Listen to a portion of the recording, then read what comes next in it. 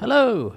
So I just thought I'd do a quick video walkthrough of my track for the Loopop Mega Challenge, the Mega Sample Challenge, which is a very exciting challenge indeed. It was very fun to play with all those exciting samples. So thank you, Loopop, for spending lots of time recording them.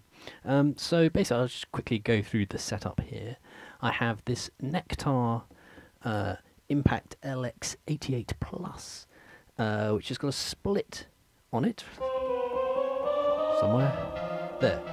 So the left hand is doing a Waldorf M choir patch, and the right hand is doing a patch from Nymphes, the Dreadbox Nymphes, which is a great patch because it develops like that.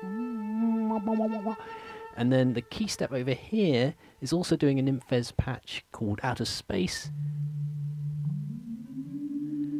And I've put some portamento on that to make it more spacey and spooky. So both of those are then merging through this MIDI merger into the deluge where it holds all the samples. So the track starts off with... No, it doesn't start off with that. No, that one's off. It starts off with this sample from Heimbach. Is a kind of texture thing that he's recorded on his Nagra and slowed down. I think it's a Nymphes. So that starts off to give a kind of spooky atmosphere. And over that, then we just play in a bit of that.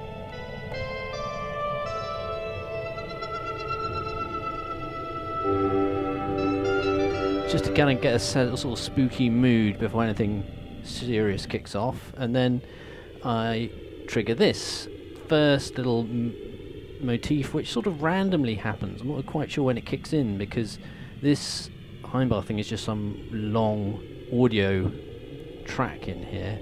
So when it gets to the end, oh, it's a little while to go, gives me plenty of time to improvise in there. I'm improvising in A because the main motif starts in D, so it's nice to have like a little shift when that finally kicks in. There we go.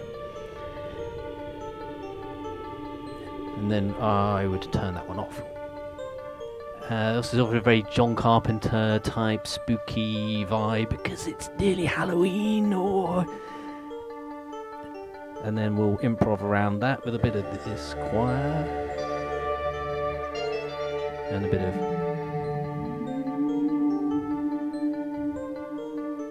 And then these next tracks are the same, just sort of shifted down.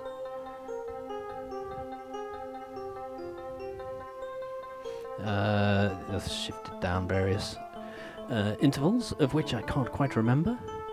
And these samples are all just treated as is, just with a bit of reverb and delay. I haven't done anything clever or fancy on there. And then what I've got here is, let me eventually go up, is this one here is a Nymphes patch. No, not this one. He comes in later. Oh, wait for you. Where's my Nymphes patch? See, look, it's very exciting, this deluge. It's got lots of different colours, but it's quite often hard to figure out where you are. This one. So that bass line is a Nymphes patch that actually develops, but I'm just using the front bit of that because it's got a good solid bass. Ding, ding, ding. And then, as we heard before, this extra little bit here is from the Hydra synth, the little kind of choral thing in there. And there's another layer of that there, just to kind of give you a sort of... that I can then play over with these guys. And then each colour on here triggers the various iterations. So we've got that with the bass. All the pink ones, come on, go pink ones, there we go. So they're sort of colour coded, just trying to keep track of what's going on. It does get a little bit confusing, I have to say. And then we're going to go, eventually we go to a red one here, which is a slightly different What else do we need to know? Oh, the bass note. Where's that bass? This guy. Actually, I'll go back into... Oh, if we went back into the main... this bass is basically just an octave apart, and each of these has a 50% chance of triggering, so you just never quite notice it. And that sort of, yeah, gives it a random vibe of that octave.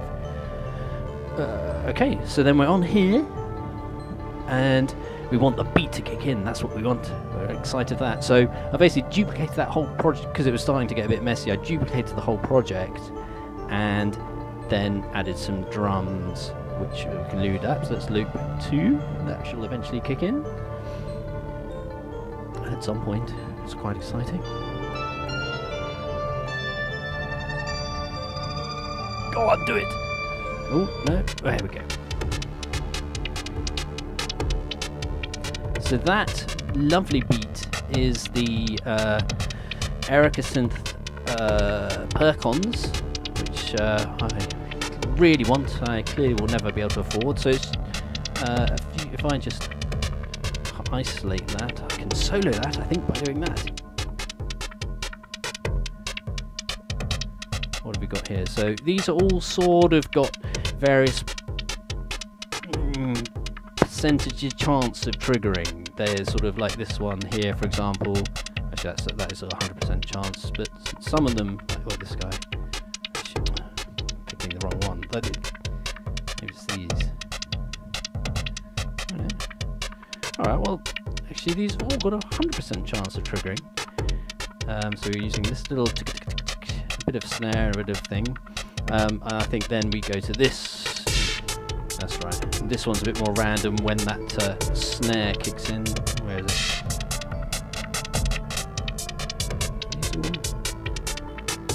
Can't even find the snare. Yeah, so these have got a 25% chance. It's got a 15% chance. So it just kind of keeps the beat alive a little bit and makes you pretend that it's a human.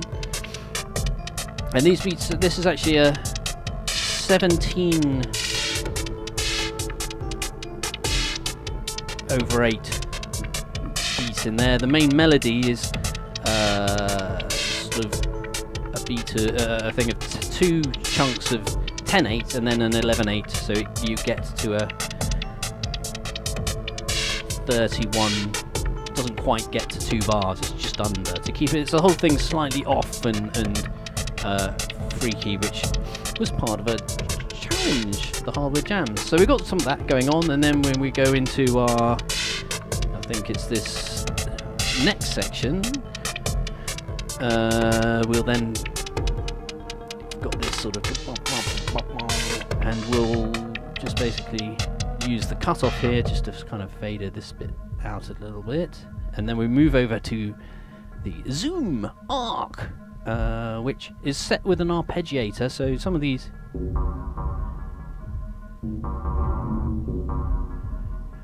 just turn that off. It's just sort of a random arpeggiator that's latched.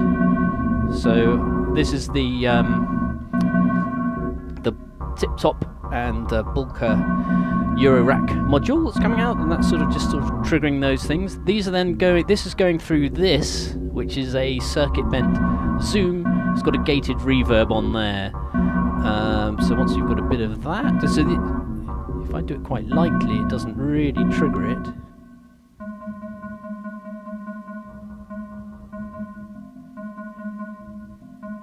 And then if I hit one, that triggers the reverb, which is quite nice.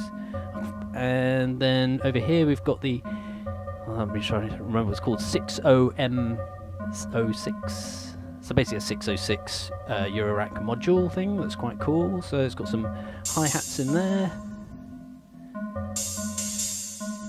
This one is an empty patch, just to give it a sort of, sometimes, so it's not triggering all the time. There's a little empty one.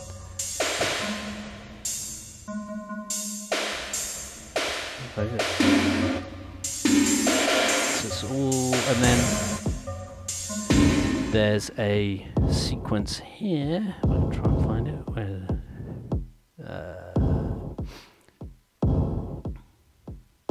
These guys. So this is now the portal drum. That's just a kick drum, and some of these are have different velocities, and you can hear when they fire off, it hits the gated reverb on that.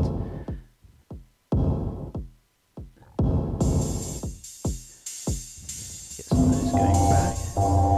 And then there's an amazing magic thing with this zoom where you can grab it and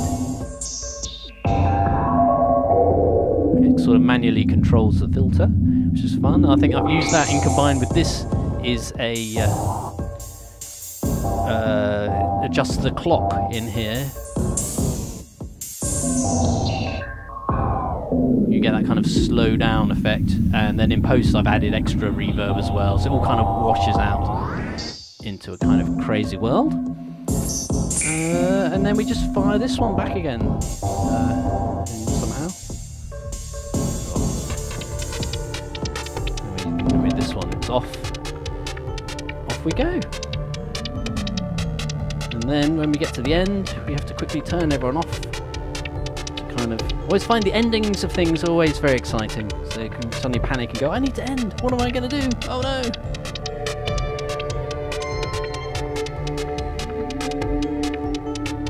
And so we're just left with those. This is the Hydra synth patch. Oh, stop it! Knackered it. See, I'm glad I'm not doing this live. Where's it gone?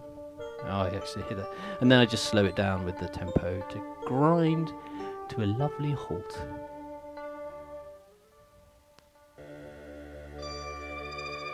So there you have it. Chaos, leads everywhere. It's not the tidiest of desks, but that's because I don't have a tidy mind. Alright, thank you very much. I hope that's been fun. And good luck everyone taking part in the competition. Alright, cheers. Bye.